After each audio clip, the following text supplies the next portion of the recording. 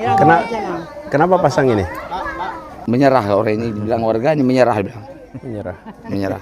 menyerah bukan arti kata di perang ya, menyerah dengan keadaan gini Pak, Artinya minta bantuan. minta bantuan bagi Insya Allah nanti pesannya sampai kemana-mana.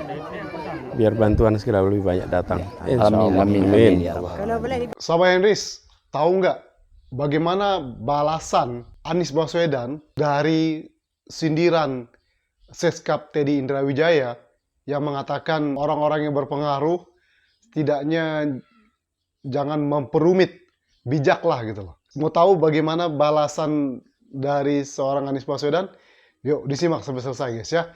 Halo, assalamualaikum warahmatullahi wabarakatuh. Apa kabar sahabat Henris? Semoga sahabat Henris dimanapun berada tetap sehat, tetap semangat. Seperti biasa sahabat Henris, welcome back to my YouTube channel Henris Media.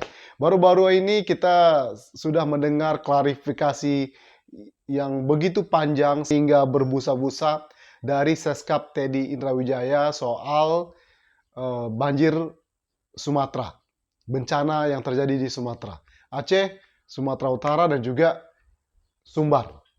Tahu nggak sahabat Henris, apa yang dilakukan oleh Anies Baswedan? Diam-diam kembali datang ke Sumatera dan melakukan ini. Apa yang dilakukan Pak Anies Baswedan? Dan nanti mungkin akan ada pihak-pihak yang makin kepanasan dengan sepak terjang Pak Anies Baswedan dalam membantu bencana Sumatera. Jadi Anies Baswedan bersama tim Humanis Project membangun hunian sementara. Perhatikan hunian yang dibacaan hunian itu ya. Jadi tidak melabelkan atas nama pribadi, tapi seperti itu. Ya guys ya, dari masyarakat. Selain membangun hunian sementara untuk korban bencana, Pak Anies juga menyewa unit eksavator untuk membangun tanggul darurat menahan aliran Sungai Batang, Agam, Sumatera Barat agar tidak meluas dan memicu banjir susulan. Nah, ini luar biasa deh guys ya. Jadi selain datang gitu ya, inilah contoh pemimpin teknokratik. Karena bukan sekedar meninjau, bagi-bagi sembako, tapi terjun langsung ke lapangan menginap berhari-hari. Ya kemarin di Aceh Tamiang beliau menginap di tenda pengungsian. Jadi bukan di hotel tapi di tenda pengungsian guys ya. Di lokasi bencana tahu kondisi sebenarnya. Ya kan? Bukan sekedar percaya laporan bawahan. Ya, Pak Anies Baswedan kan beberapa hari di Aceh, di Tapanuli gitu ya. Dan sekarang juga di Sumbar ya. Itu pasti tahu betul lah bagaimana kondisi di lapangan. Sehingga kemarin kenapa beliau mengusulkan, memberikan masukan kepada pemerintah untuk segera menaikkan status bencana banjir Sumatera menjadi bencana nasional. Hanya saja kan ditepis gitu ya oleh pemerintah lewat Presiden Prabowo yang sindir ada orang-orang yang teriak-teriak bencana nasional. Lalu dilanjutkan Seskap Teddy Indrawijaya.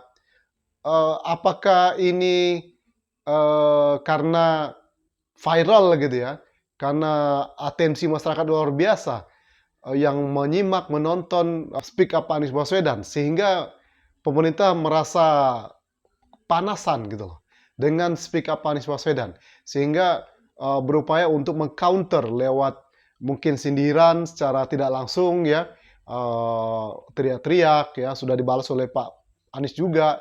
Dan lanjut dengan Seskap Teddy Indrawijaya ini yang membuat kembali menyindir gitu loh. Ya ini adalah bentuk sebuah narasi, komunikasi gitu loh. Ya kan?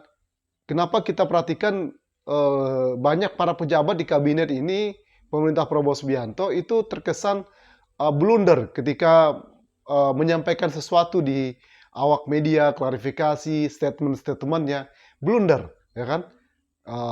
Ya. Jadi ini komunikasi itu penting banget ya kan, agar tidak blunder gitu loh. Apalagi yang terbaru ini Seskap Teddy Indrawijaya itu habis dihujat di media sosial guys ya, karena klarifikasi yang dilakukan itu tidak sesuai dengan fakta gitu loh, yang terjadi di lapangan. Apalagi dengan Pak Anies yang menjawab secara tidak langsung gitu loh. Dengan bukan omon-omon jawabannya, tapi langsung melakukan sesuatu yang punya manfaat walaupun kecil. Padahal Pak Anies Baswedan bukanlah pejabat. Bayangkan, bukan pejabat saja beliau bisa melakukan sesuatu yang luar biasa seperti ini. Walaupun masih banyak digoreng-goreng, dinarasikan oleh pihak-pihak yang tidak bertanggung jawab, ya kan? Jadi beliau berbicara dari hati ke hati dengan warga dan hadir memberi solusi membangun hunian sementara. Nah, dan membangun tanggul darurat. Nah, itu kan salah satu solusi. Bukan membeli helikopter, karena kan ada wacana Prabowo akan membeli 100 helikopter atau berapa ya? Helikopter karena terjadi bencana seperti ini. Karena yang dibutuhkan masyarakat sekarang bukan helikopter, tapi bantuan, terus pembangunan, terus perbaikan dan segala macamnya. Itu yang dibutuhkan masyarakat, bukan helikopter. Ya memang itu nanti untuk jangka panjang nggak apa-apa. Nah tapi ini memberikan solusi gitu loh, ya, membangun tanggul darurat supaya tidak semakin parah, ya kan? Ini kan luar biasa, ya kan? Bagaimana visionernya seorang Anies Baswedan. Nah, itulah seorang pemimpin sebenarnya kan. Yang dibutuhkan masyarakat itu pemimpin yang memberikan solusi, ya kan? Ketika itu dibutuhkan, ya kan? Nah, ini solusi yang tepat sekali. Bukannya cuman dada-dada dari atas mobil mewah sambil senyum-senyum, padahal lagi kunjungan di lokasi bencana. Ya kan? Nah, apalagi kalau ada yang terkesan pencitraan gitu ya. Kita lihat momen-momen Pak Anies Baswedan berdialog dengan warga. Wow, ini longsornya bukan gelondongan guys ya di video ini, tapi itu batu ya. Wow, sampai rumahnya tenggelam oleh batu ya guys ya. Asalnya tetangga sama ini. Hah? Ya, tetangga. Hujan lebat. Ini terkubur. Kejadiannya malam Jumat kali ya. Pak Anies mendengarkan secara seksama cerita dan keluhan, kemudian apa yang terjadi dari masyarakat. Ketika mulai datang, apa yang Bapak lakukan? Ya mengevakuasi anak aja, bawa anak sama istri kan di tempat saudara di Waktu itu air ya? Batu guys yang datang guys, luar biasa. Bukan kayu, batu. malam jam 12. Bapak sudah tidak di sini? Enggak di sini, Sudah mengungsi, kemudian batu datang. datangnya ini enggak tahu, udah pagi harinya aja kami tengok sini. Tidak dengar suara? Tidak ada suara ya? Suara? Dengar suara tapi enggak ada yang lihat sini. Berani lah itu. Dan tidak tahu itu apa. Cuma nggak tahu nanti apa ini yang dipelintir, digoreng-goreng oleh para Ketika sudah buzzer ya, baru lihat. melihat Itu masjid itu gebrakan dilakukan oleh Pak Anies Baswedan. terkubur ini batu. Kubur batu, Terkubur. Jadi sampai ke itu, sampai atap. kubahnya aja yang Tinggal kubah yang tersisa. bawah. Nah, ini relawan anak abah guys ya, Umanis Project. Itu kan polo. Bagaimana dengan relawan yang lain? Relawan yang lain itu jangan-jangan cuman pas kampanye saja ada relawannya ya guys ya. Jenazah dari dalam. Itu batu sampai atap rumah guys ya. Wah, tumpukan batunya loh. Nah, musibahnya itu belakangan katanya. Jadi alat-alat berat sudah tidak ada, gitu ya. Musibahnya itu belakangan, Pak. Jadi alat-alat berat itu tidak di ruang kita. Hilang sinyal, hilang listrik katanya gitu ya. Akses putus gitu ya. Selanjutnya kita hilang Terisolir beberapa hari guys, kasihan. akses kita putus, dan akhirnya kita terisolir beberapa hari. Ya, sebaiknya Ini penting untuk diketahui, Pak. yang pemerintah lakukan juga Karena seperti ini seharusnya gitu ya. Datang, cari solusinya kayak gimana, ya kan? alat berat tidak sampai ke sini. Nama desanya apa, Pak? Sungai Batang. Jorong Labuah. Nah, langsung dibalas oleh Pak Anies Baswedan ya, sindiran dari Mr. Teddy ya. ya jembatan. orang bisa berpengaruh, ya paling tidak jangan berumit gitu ya. Bijak lah, bijak sekali menurut saya ya. Dia speak up sebagai masyarakat biasa, ya kan? Juga melakukan langkah-langkah konkret, langkah-langkah nyata, mengirimkan relawan gitu ya, mengumpulkan donasi, dan sekarang ini memberikan solusi hunian sementara dan juga bagaimana tidak terjadi supaya tidak jebol tanggul dibikin tanggul darurat. Nah, itu luar biasa, menyewa loh alat berat. Kok bisa? Dan pemerintah tidak, apakah kata Teddy itu apa puluhan ribu alat berat gitu yang mana? Ternyata ini Pak Anies harus menyewa alat berat gitu loh.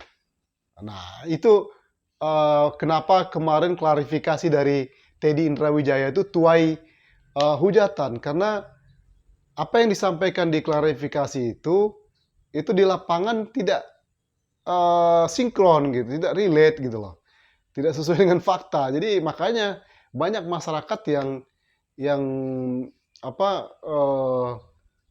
istilahnya tidak puas dengan klarifikasi itu gitu loh, ya kan?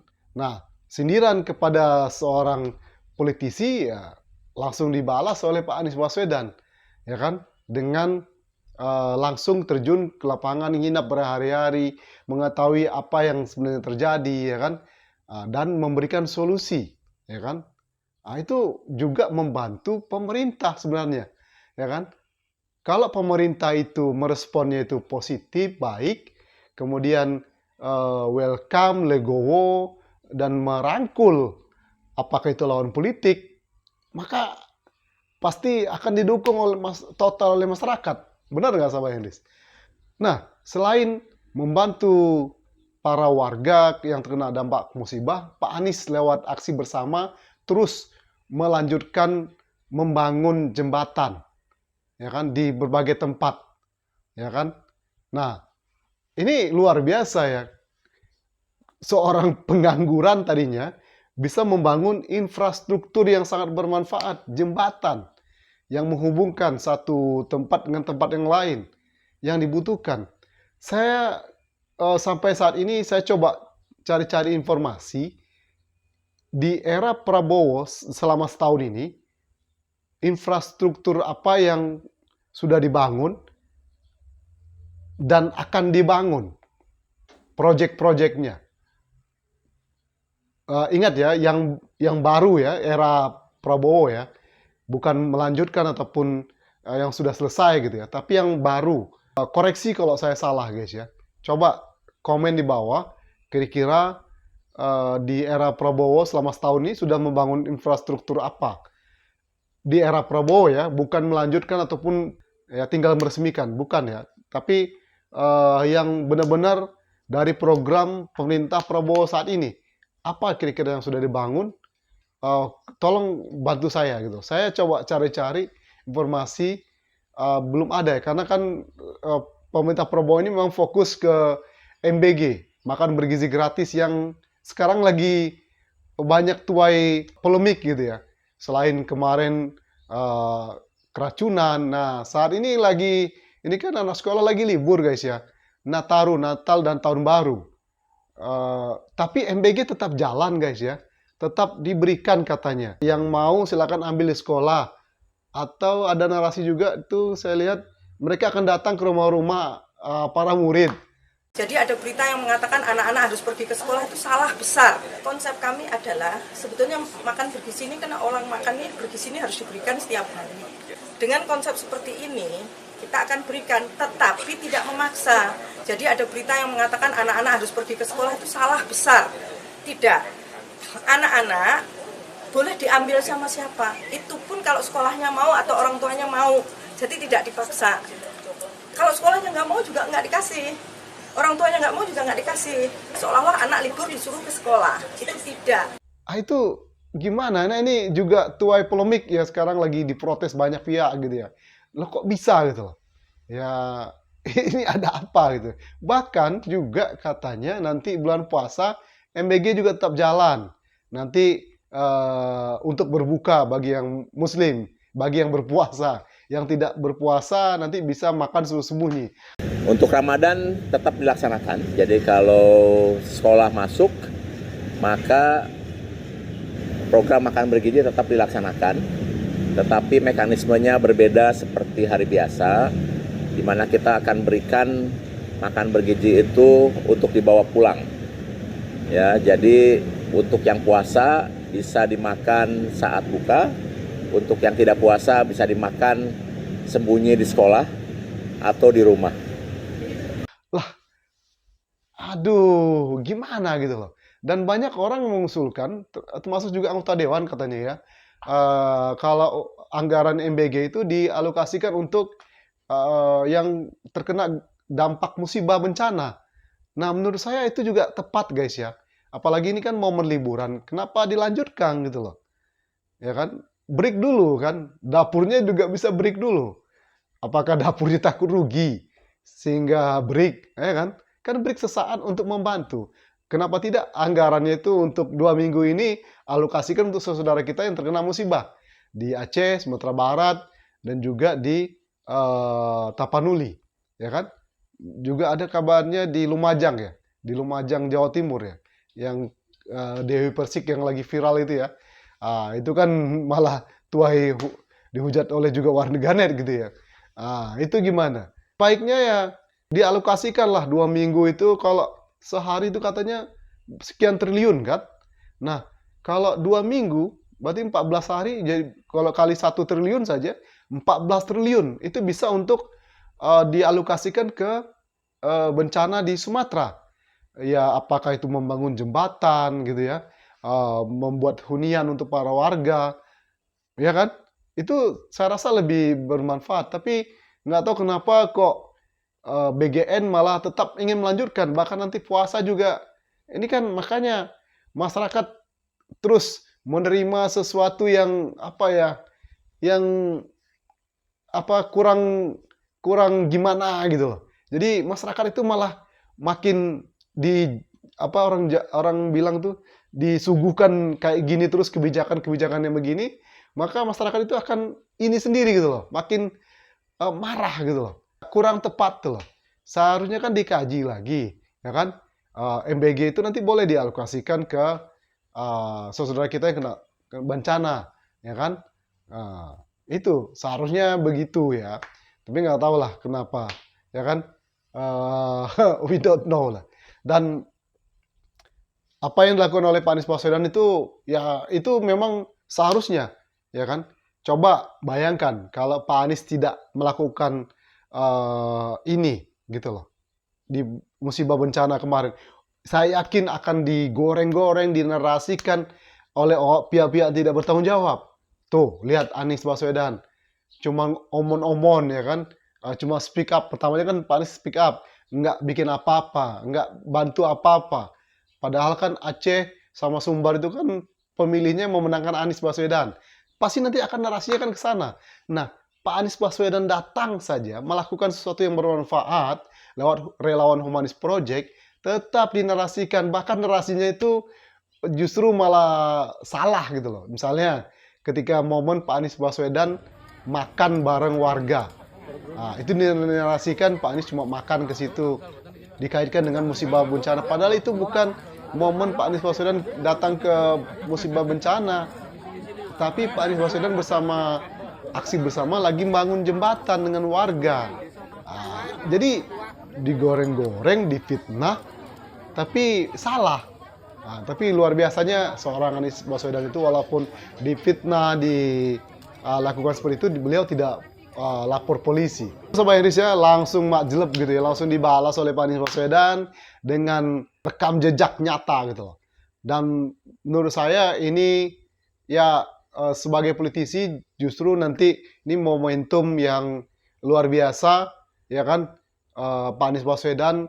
Dan mudah-mudahan masyarakat semakin aware, semakin sadar pentingnya memilih pemimpin untuk bangsa ini ya, karena kebijakannya itu menentukan arah hidup kita nanti ke depannya. Dan ini mudah-mudahan jadi teguran keras ya lewat bencana ini pada kita, ada sosok yang benar-benar bisa layak untuk memimpin negeri ini ke depan. Bagaimana nanti ke depan Pak Anies di 2026 ini kan sudah Desember, nanti 2026, 2027, 2008, 2009 gimana? Nanti kita akan coba bahas guys ya, tapi tetap stay tune channel YouTube Heroes Media ya. Jangan lupa support channel ini dengan tekan tombol subscribe di bawah, like, komen, dan juga share ke media sosial sahabat Heroes semua. Dan jangan lupa nyalakan lonceng notifikasinya guys ya. Oke, itu saja video kali ini. Thank you for your attention. One more time, don't forget to subscribe, like, comment, and share. See you in the next video. Wassalamualaikum warahmatullahi wabarakatuh. Bye-bye.